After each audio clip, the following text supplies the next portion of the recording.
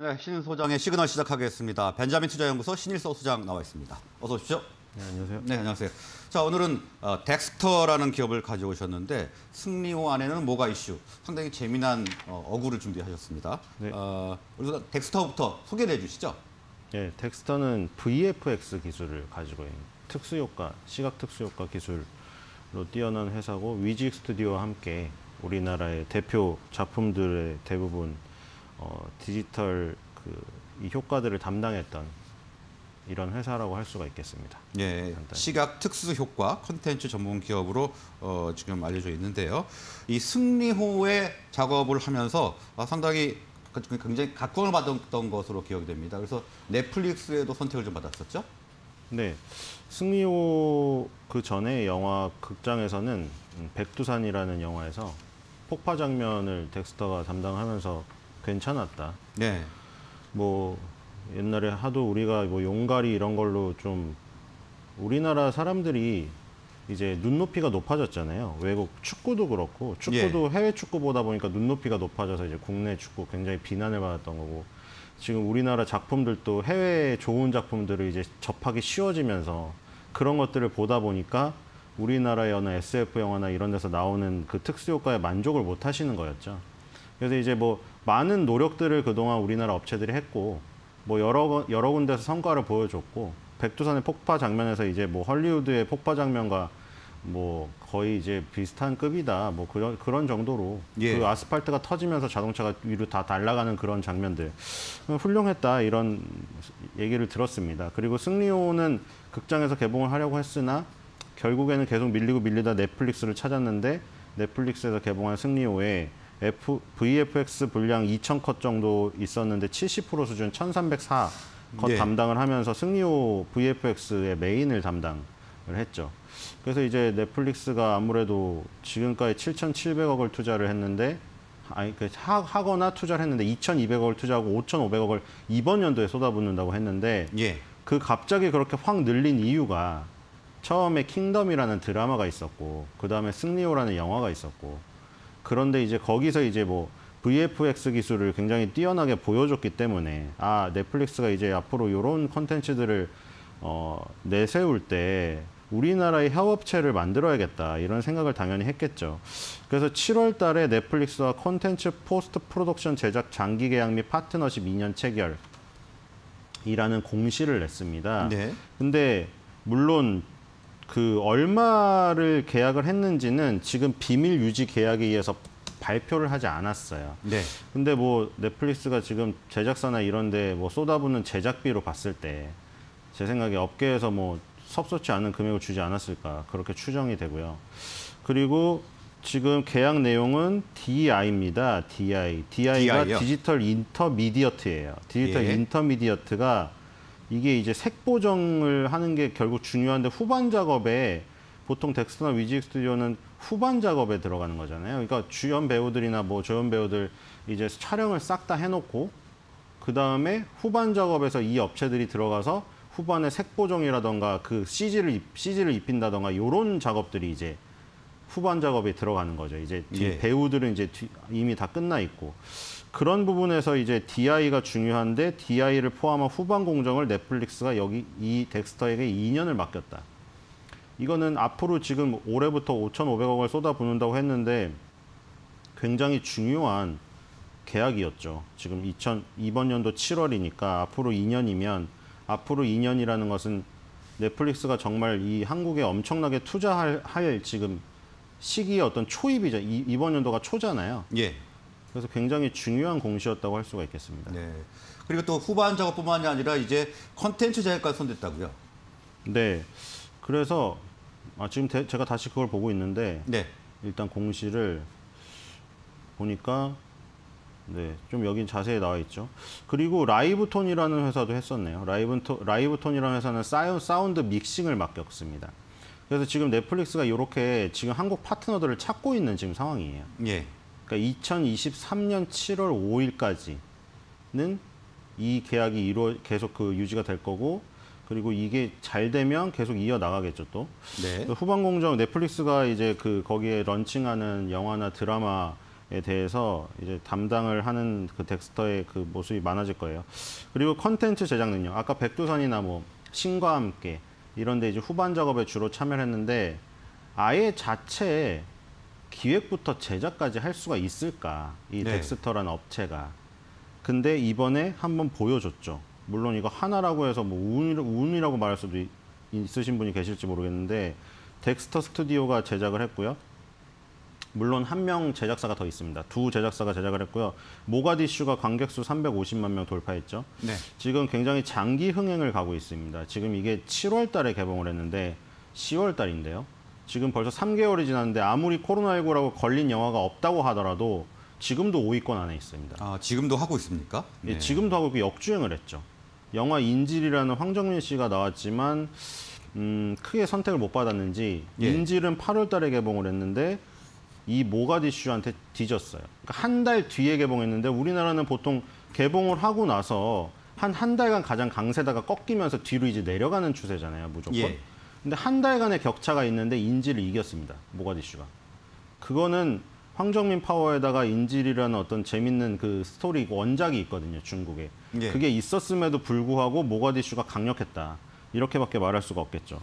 덱스터 스튜디오는 항상 그 후반 작업에 참여해서 색보정이라든가 CG 이걸 담당했었는데 이번에 모가디슈는 영화 기획부터 제작 후반 작업까지 원스톱으로 자기네가 다 했다. 그래서 가능성을 보여준 거죠. 후반 작업에만 참여하는 CG 업체나 VFX 업체가 아니라 이제는 기획부터 제작을 하는 제작사의 능력까지 첫 스타트가 굉장히 좋았고 모가디슈는 아직도 계속 상영이 되고 있고 지금 손익분기점이 넘은 상태로 400만 명을 향해서 가고 있다. 그래서 코로나19가 좀 더 풀리고 이러면 끝발이 조금 더 있을 수가 있다고 생각이 됩니다. 지금 코로나19임에도 불구하고 350만 명이 찾았기 때문에 꽤 엄청난 겁니다. 원래는 600만 명이 손익분기점이었는데 극장에서 많이 양보를 했죠. 양보를 했다기보다는 극장에 대해서 안 좋게 생각하시는 분들은 옛날에 했던 그런 여러 가지들 많이 있었잖아요. 예. 옛날에는 극장 체인의 힘이 셌었던 적이 있었어요. 코로나19 바로 전에는. 그래서 굉장히 좀 갑의 입장에서 많이 했죠. 그렇죠? 예를 들어 CJ 계열사에서는 예를 들어 롯데에서 제작한 영화를 일부러 안 걸어주거나 그런 일들이 네. 있었죠. 근데 지금 같은 경우에는 그런 상황이 아닌 거예요. 그래서 오히려 영화관에서 떼어가는 수수료를 깎아줬죠. 그런 것도 도움이 되긴 됐습니다. 그런 것도 도움이 돼서 600만 명의 손익분기점이 350만 명으로 내려갔어요. 그래서 지금 손익분기점이 넘은 거예요. 지금 극장이 양보 아닌 양보를 해준 거죠. 그래서 어쨌든 그렇게 해준 덕도 있지만 이 영화가 훌륭하지 않았다면 그런 걸 이용할 수가 없겠죠. 왜냐하면 그런 지금 어떤 제도적인 변화는 누구에게나 해당되는 거였거든요. 그렇죠? 모가디슈 말고 다른 개봉한 영화에게도 영화관이 양보 아닌 양보를 해줄 수밖에 없는 지금 상황에 처한 거는 다 동일한 컨디션이었단 말이에요. 근데 거기서 이제 이 정도 실적을 냈다는 거는 덱스터 스튜디오라던가 뭐 다 이런 배우들의 힘도 있었고 스토리도 있었겠지만 다 어쨌든 덱스터 스튜디오가 제작을 해서 이 성공을 거뒀다는 건 한몫을 했다는 거죠. 그래서 아마 앞으로 직접 제작을 해서 제작사 입장에서 뿌리는 영화가 이제 이번 성공을 계기로 꽤 나올 것으로 생각이 됩니다. 예, 능력을 입증하고 있는 덱스터인데요.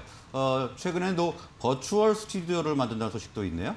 네, 이게 중요하죠. 버추얼 스튜디오를 만들어서 이게 뭐냐면 신과 함께나 뭐 요즘에 만들어진 드라마를 보면 영화를 보면 다 만화 원작이거나 아니면 실제적으로 구현하기가 힘든 것들이잖아요. 신과 함께는 지옥을 구현해야 되는데 지옥이 있다고 믿으시는 분도 있고 없다고 믿으시는 분도 있지만 다 상상 속의 그림들이고 그러나 예. 그 상상 속의 그림조차도 굉장히 난해한 그림들이잖아요.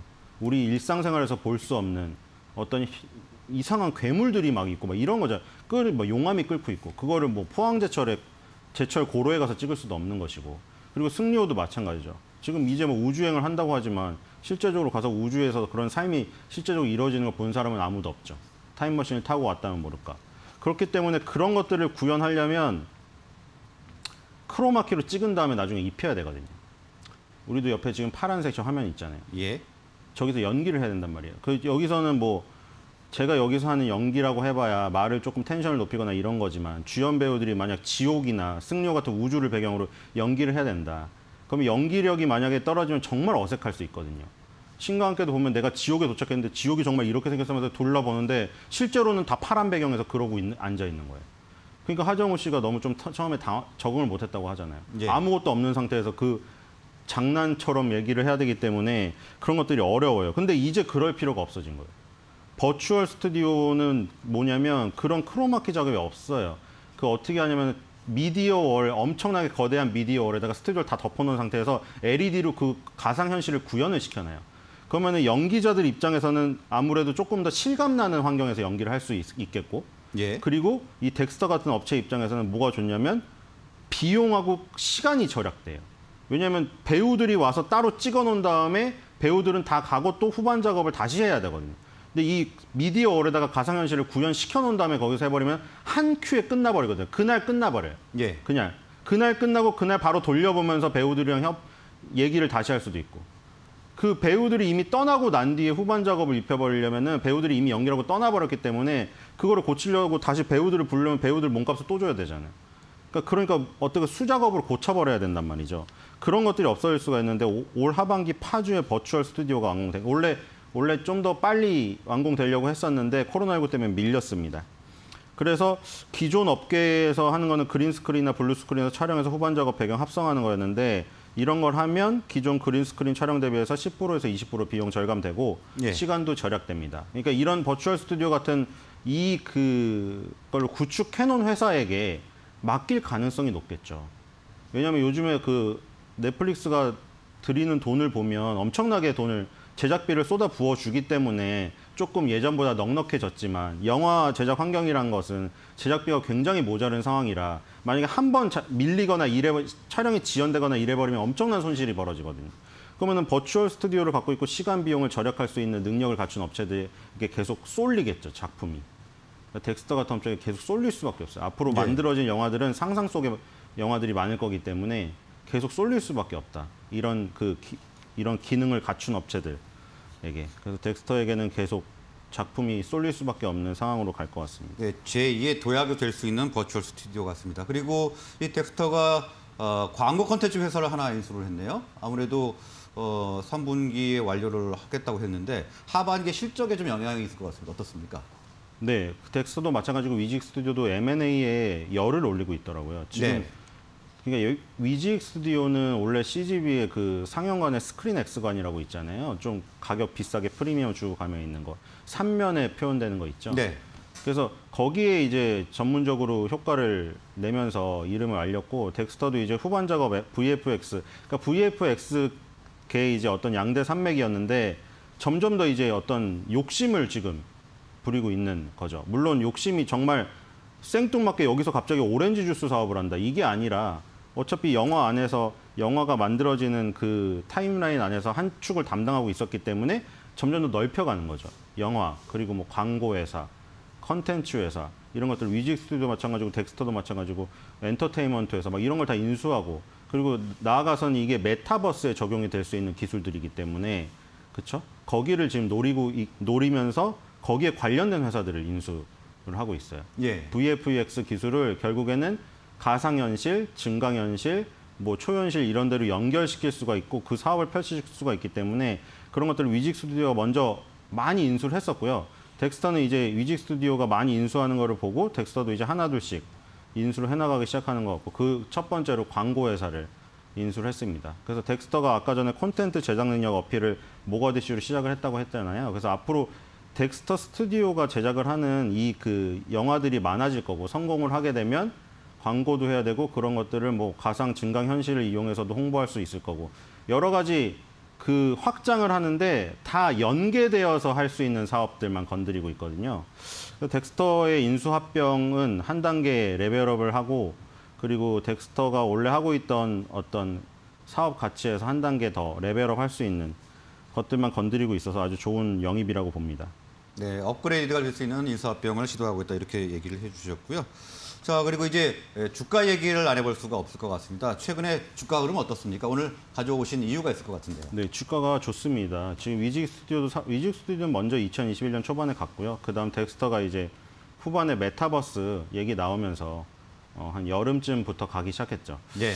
그래서 지금 뭐 메타버스도 그렇고 지금 뭐 VFX 기술, 증강현실 뭐 다 이런 것들이 앞으로 굉장히 주력이 될 수밖에 없는 지금 상황이고, 그리고 넷플릭스의 선택을 받았다는 게 아주 크죠. 지금까지 2,200억을 투자했는데 올해만 5,500억을 투자한다고 했으니 이게 만약에 잘 되면 1조도 갈 수가 있고, 그렇게 되면은 그 오징어 게임에서도 그러잖아요. 그 황동혁 감독이 뭐 어떤 거를 표현을 하려고 했는데 사실은 뭐 돈이 부족해가지고 안 하려고 했던 거를 네. 넷플릭스에서 제작비를 넉넉히 대줘가지고 더 했다. 더 구현을 했다. 그러니까 그런 거죠. 아니 그냥 CG를 뭐 VFX 기술이나 CG나 이런 거 좀 써보려고 하다가 제작비가 모자라서 아 그냥 뭐 배우들 연기로 때웁시다 뭐 이럴 수도 있잖아요. 네. 근데 넷플릭스에서 제작비를 뭐 빵빵하게 대주면 뭐 앞단에 있는 배우 스태프들도 돈을 많이 받고 이제 마치겠지만 후반 작업에 참여하는 이 업체들에게도 돈이 많이 떨어지겠죠. 그러면은 당연히 후반 작업을 안 맡기고 할 거를 또 후반 작업에 맡기고 덱스터의 훌륭한 기술을 쓸 수 있을 거고. 그러니까 넷플릭스가 앞으로 만들 작품에 참여를 하게 되었다는 거는 굉장히 큰 어떤 환경이 주어졌다고 생각이 됩니다. 그래서 덱스터랑 위지 스튜디오 이런 업체들이 한 단계 레벨업을 하는 한 해가 될 것 같고요. 내년도에는 더욱더 꽃을 피우지 않을까 이런 생각이 됩니다. 네. 덱스터 주가를 보면 올해 상당히 많이 오른 것 같거든요. 그러면은 방금 전에 얘기하셨던 뭐 이런 재료들이 주가에 선 반영된 것이 아닌가 뭐 이렇게 생각이 될 수도 있는데 어떻습니까? 네, 일단 선발로 간 위지 스튜디오가 시세가 죽지가 않았고요. 예. 그리고 덱스터는 6개월 뒤에 갔는데 밑에 지금 상장하고 나서 계속 하락세였거든요. 무려 6년이에요. 이 덱스터 주주분들은 6년 동안 기다린 거를 정말 한 방에 그냥 지금 어떤 보상을 받으시는 건데 계속 하락 채널 속에 갇혀가지고 그냥 올라가면 떨어지고 올라가면 떨어지고 고점과 저점이 계속 내려가는 전형적인 하락 채널에 있었는데 여기서 이걸 뚫어냈거든요. 예. 이걸 뚫어낸 지가 지금 3개월 정도밖에 되지가 않았어요. 그리고 지금 2018년 고점을 뚫어낸 상태이기 때문에 최소한 2016년도 15년 말에 상장했으니까 16년, 15년도 말 고점까지는 충분히 갈 수 있는 지금 환경이다. 왜냐하면 선발주인 위지 스튜디오의 주가가 죽지가 않았고 시세가 죽지가 않았고 후발인 덱스터에게는 지금 모멘텀이 더 몰리고 있는 상황이기 때문에 이 지금 하락 채널을 뚫고 상승 N자로 뻗어나간 이 부분이 관성의 법칙이 아직도 더 남아있는 게 아닌가 이런 생각이 들고, 거기다가 지금 한국 콘텐츠 회사에 대해서 되게 주목도가 높아지고 있잖아요. 지금 뭐 얘 혼자만 가고 있는 게 아니거든요. 지금 초록뱀 미디어 같은 작은 회사도 가고 있고 A스토리 같은 것도 가고 있고 사마 넥터스 같은 것도 가고 있고, 그러니까 각종 드라마 뭐 그 영화 제작사 아니면 후반 작업에 참여하는 업체들 이런 전반 밸류 체인이 지금 다 같이 움직이고 있는 상황에다가 한류 콘텐츠에 지금 주목을 할 수밖에 없는 상황에 이르렀잖아요. 오징어 게임이 지금 이제 올킬까지 3개 국가인가 2개 국가밖에 남지가 않았어요. 예. 지금 아마 2-3개 국가 그거 남은 거 거기까지 점령하면 올킬이 나와요, 지금. 거기다가 저희 뒤에 가보면은 갯마을 차차차가 또 있어요. 거기 오징어 게임에 가려서 그런데 8위, 7위가 나와요, 지금. 네. 다른 국가에서. 그렇기 때문에 이렇게 돼버리면은 그 넷플릭스 아예 그 CEO가 나와서 얘기를 해버렸잖아요. 한류 콘텐츠가 지금 너무 강력하고 이 오징어 게임이 아마 가장 성공한 게 될 수가 있다, 쇼가. 원래 넷플릭스에서 가장 성공한 쇼는 기묘한 이야기거든요. 기묘한 이야기의 아성을 넘어서는 만약 시리즈물이 탄생이 되게 된다면 정말 이거는 우리나라 제작 환경은 너무 좋아질 수밖에 없죠. 왜냐하면 넷플릭스가 그 능력을 받기 때문에 그걸 만든 한국의 어떤 기업들을 계속 찾을 거란 말이에요. 그리고 돈은 더 줄 거고, 그럼 돈을 더 준 만큼 훌륭한 컨텐츠는 더 나올 거고 계속 선순환이 이루어지고 그럼 기업 실적은 당연히 좋아질 수밖에 없고. 그러니까 향후 2년간은 넷플릭스의 어떤 성장과 함께 우리나라의 그 컨텐츠 업체나 컨텐츠 제작에 관련된 그 어떤 기술 업체들도 같이 성장할 수 있는 환경이 될 것 같습니다. 네, 넷플릭스와 이제 같이 성장을 할 것이다 이렇게 분석을 해주셨는데 그러면 지금 최근에 수급 현황은 좀 어떻습니까? 투자 전략까지 같이 좀 말씀해 주시죠. 네, 수급도 한번 찾아보죠. 네. 주식 미리 찾아놓진 않았는데요. 네. 주식 시장 일면 매매 정보가 들어가서 좀 걸립니다. 네. 네. 외국인 기관 매매 분수 따라서 이체월 동향. 네, 덱스터 나왔죠. 지금 기관하고 외국인 거 볼게요. 네. 지금 최근에 바로 어제는요. 그 개인이 많이 팔았습니다. 지금 가장 그 한 3, 4일 보면 9월 27일 정도부터 보면 되겠네요. 9월 27일까지는 개인이 따라왔는데 예. 9월 28일 날 개인이 여기서 많이 나가버렸습니다. 네. 9월 28일 날 여기에요. 주황색으로 표시된 보이시죠? 9월 28일 날 개인이 많이 팔고 바로 그 다음에 받아쳤는데 그 다음에 다시 팔아버렸어요. 지금 그러니까 왔다 갔다 하고 있어요. 지금 보면은 아주 확실한 어떤 부분은 보이지가 않는데 개인 투자자가 언제부터 많이 팔았냐면 8월 말부터 팔았어요. 여기 8월 말에 하락 막대 그래프로 크게 나간 다음에 지금 잔잔하게 팔고 있는 거고 예. 지금 기관은 8월 말에 크게 들어온 다음에 잔잔하게 사고 있다. 그리고 외국인도 마찬가지죠. 그러니까 8월 말이에요, 지금. 8월 말에 외국인 기관이 강하게 들어왔었던 그 부분 이후에 계속 사고 있어요. 다시 보죠. 8월 말. 8월 말이면 여기죠. 네. 그러니까 이 부분이에요. 2019년 고점을 뚫고 2018년 고점을 도전하는 이 시점에서 이 거래량이 터졌을 때 이게 외국인 기관이 많이 사고 개인이 판 거예요. 그리고 지금은 횡보하면서 그냥 주고받고 있죠. 하루 이틀 주고받고 있어요. 이러다가 예. 다시 외국인 기관 수급이 쏠린다고 하면 아까 말한 2015년 고점을 가는 거죠. 그러니까 지금 8월 말에 들어왔던 외국인 기관 수급이 아직 안 나가고 있고 예. 그게 지금 계속 이어가서 핑퐁 게임을 하고 있다. 그래서 외국인 기관 수급이 다시 터지는 날 아마 다시 위로 슈팅을 하지 않을까 이런 생각이 듭니다. 네. 그러면 2016년도의 고점은 무난하게 뚫을 것으로 보면 될까요? 글쎄요. 그게 주가가 100%란 게 없기 때문에 그렇지만 지금 어떤 확률상으로 봤을 때 지금 3개월 연속 급등을 한 다음에 거의 조정이 나오지 않는 상태잖아요. 지금 이게 예. 조정이 나오지 않는 상태고 아까 선발주를 볼 필요가 있죠. 또 선발주 위디 스튜디오는 너무 강해요. 지금 이 모습이 너무 강해요. 지금 코스피 지수가 아무리 떨어져도 코스피 지수를 이기는 이런 뭐 2차 전지나 이런 업체들은 너무 강하잖아요. 지금 예. 위디 스튜디오는 조정을 이렇게 하고 있거든요. 음봉이 떨어져서 조정을 하는 게 아니라 위로 치고 올라가서 이렇게 산등성이를 오르듯이 하고 있어요. 이게. 그러니까 이게 이런 식으로 가다가 또 위로 치고 가면은 선발주가 또 이끌어 버리거든요. 위직 스튜디오가 그런 모습이 나오면 덱스터도 그런 모습이 나올 가능성이. 그러니까 이게 약하면 여기서 코스피 지수가 약했을 때 코스피 코스닥 지수가 음봉이 떨어졌을 때 얘도 떨어졌어야 돼요. 근데 전혀 음봉이 나오지가 않아 버렸잖아요. 네. 거래량도 거의 없어요, 지금. 거의 음봉의 거래량이 실리지가 않아요, 힘이. 그렇기 때문에 확률상으로는 다시 재차 10월 달에 양봉이 출현할 가능성이 높다. 오늘 10월의 첫날이잖아요. 거래 일수가 그 휴무일 때문에 며칠 빠진다고 하더라도 그 남은 일수에서 양봉이 나올 가능성이 크다. 네. 그렇게 보입니다. 예, 알겠습니다. 오늘 말씀 여기까지 듣도록 하겠습니다. 덱스터에 대해서 분석을 해주셨습니다. 고맙습니다.